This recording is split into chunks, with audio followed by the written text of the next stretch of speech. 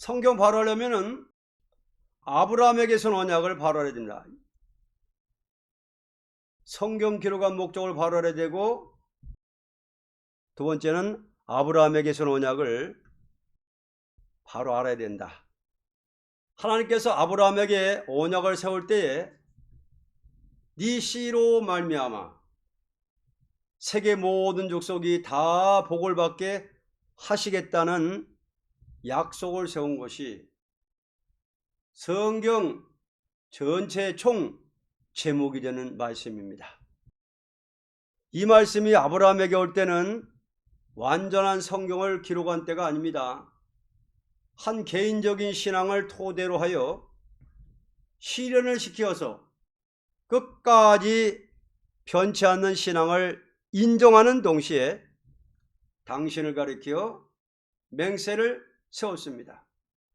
이것은 친히 말씀하신 대로 책임을 지고 인간에게 행하시겠다는 맹세입니다. 사람이 행하라는 맹세가 아니고 당신이 행한다는 맹세입니다.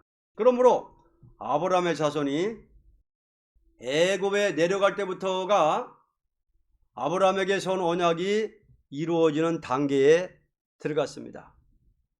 말씀대로 이방에 객이 되고, 말씀대로 그 민족에게 억울한 압박을 받고, 말씀대로 하나님이 징계를 내려 애굽을 치는 일을 하는 동시에 가나안 복지로 인도한 것이 출애굽기라는 것입니다.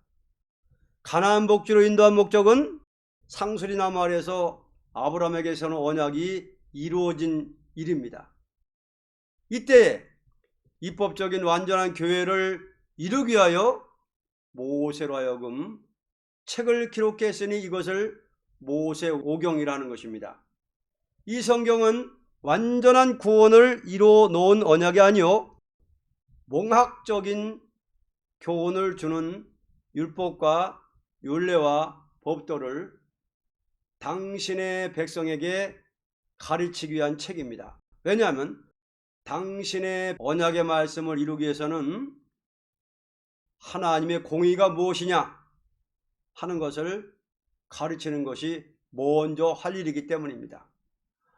하나님의 사랑이 있되 공의를 따라 행하는 것이 완전한 사랑이기 때문입니다.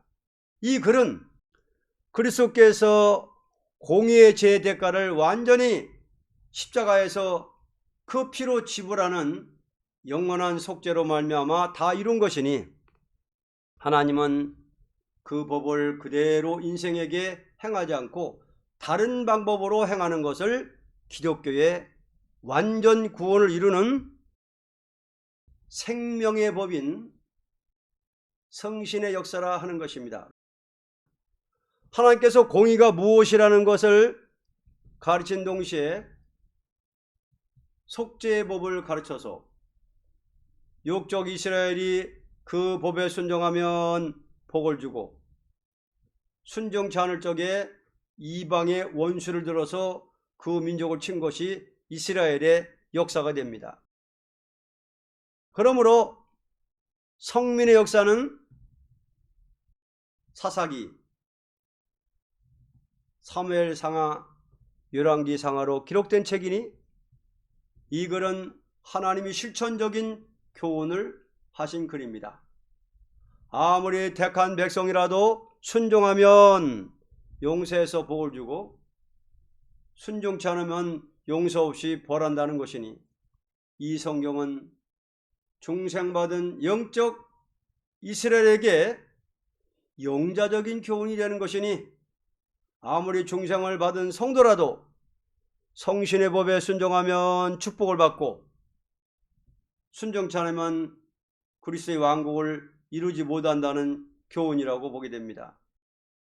그러므로 이스라엘이 극도로 부패될 때는, 이 부패는 소위 선지라 하는 자들이 하나님의 말씀을 잘못 전하는 폐단이 있어서 참선지가 거짓선지에게 박해를 받고, 부패한 정치가 거짓선지의 말을 인정하고 참된 선지자의 말을 배척하는 일이 있게 될 때 억울하게 쫓겨나고 순교를 당하고 비참한 박해를 받는 일이 있으므로 하나님은 북방 아수르와 바벨론을 들어서 예루살렘을 치는 일이 있게 되었습니다. 이러한 때를 만난 선지들에게 하나님은 묵시를 보여서 글을 쓰게 한 것이 선지 시대에 이사야서를 비롯하여 말라기까지 기록된 책이니, 이것은 여호와께서 원수를 갚아주겠다는 것과 억울함을 당하던 자들로서 아브라함에게 약속하신 말씀대로 복을 받게 한다고 가르칠 때에 심판과 새 시대를 목적으로 하고 묵시를 보여주었습니다. 왜냐하면 하나님께서 성경을 기록하게 한 목적이었던 지상의 축복을 다시 당신의 사랑하는 종들에게 주겠다는 것입니다. 첫째 아담으로 말미암아 저주받았던 이 땅에 다시 새 시대를 이룰 것을 말씀할 때 그리스도의 탄생을 말하고 십자가, 부활, 승천, 성신, 강림, 세계적인 교회 확장이 있은 다음에 구약의 말기와 같이 거짓 선지 세력이 극도로 강해지므로 교회가 부패되고, 교회가 부패되는 동시에 극도로 세상의 정치가 부패되고 인심이 악화되고 경제혼란이 올 것을 말씀했습니다. 이러한 때 부패한 이스라엘을 북방 아수르와 바벨론을 들어서 친 것 같이 말세에도 북방으로부터 환란이 올 것을 가르쳤습니다. 하나님은 언제나 장래를 말할 때 아무런 증거 없이 막연히 앞일을 말씀하지 않고 그 시대의 증거를 나타내 보이면서 앞으로도 이렇게 행하시겠다는 것을 말씀하신 것입니다.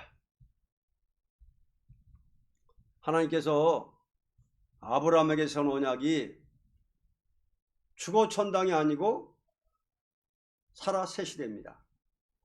어떻게 해서 사라 새 시대가 오느냐 하는 것을 이제부터 말합니다. 성경 해석법을 모르면 봉사가 코끼리 만지는 격입니다.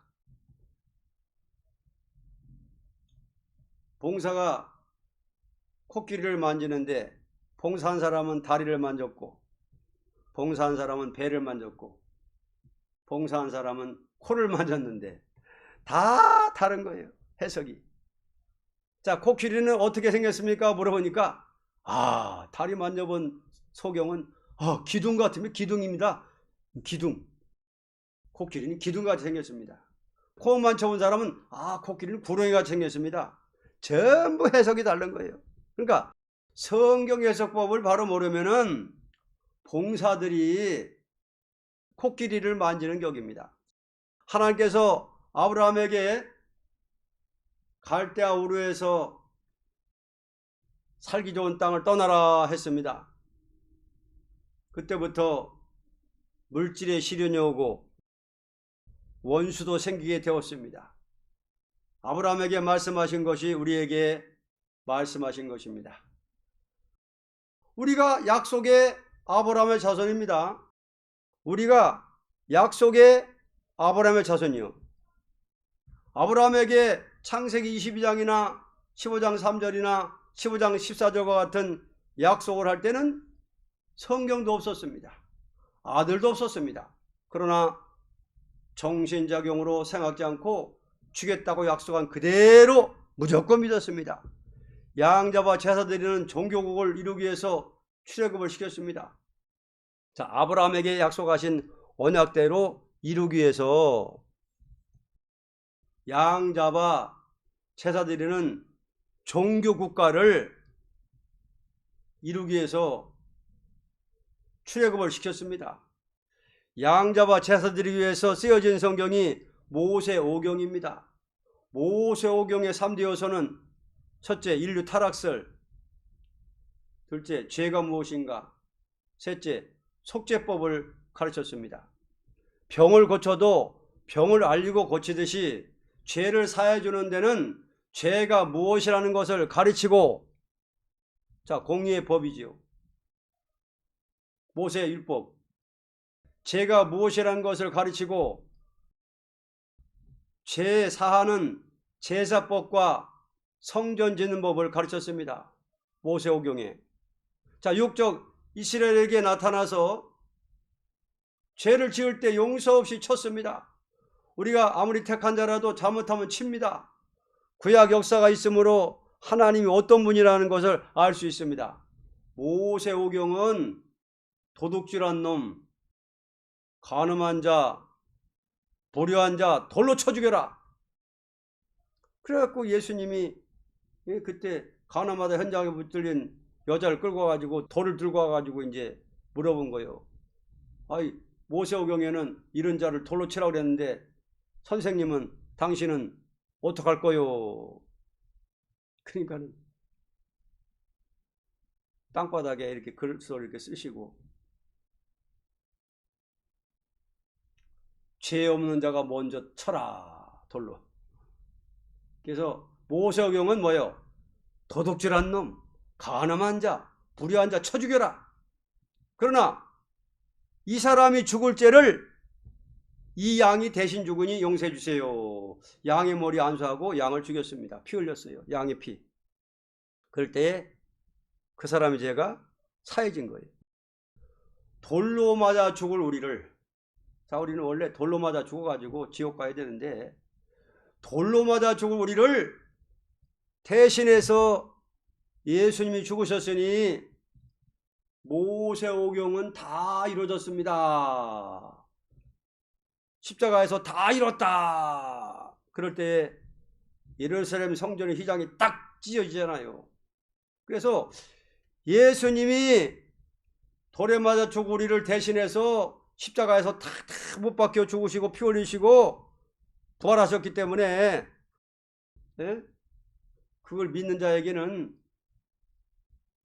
죄가 사해지는 거고 죽었던 영이 살아나는 거고 율법 완성이요. 그래서 그리스도의 십자가는 율법의 완성입니다.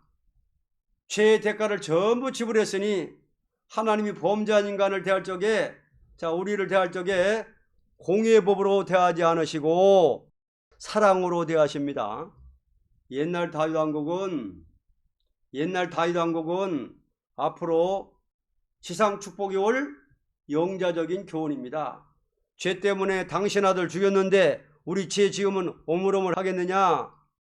이것이 사랑 아닙니다. 심판하셔야지. 이제는 선지들에게 네 말 안 듣고 거짓 선지 따르는 자, 거짓 선지 망할 때 망하고 내가 원수 갚아 주겠다.